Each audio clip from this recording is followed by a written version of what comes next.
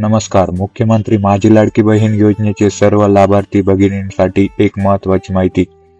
तुम्ही तुमच्या अर्जाची eKYC अगदी 2 मिनिटात कसे चेक करू शकता हे आज आपण पाहत आहोत. व्हिडिओ शेवटपर्यंत नक्की बघा.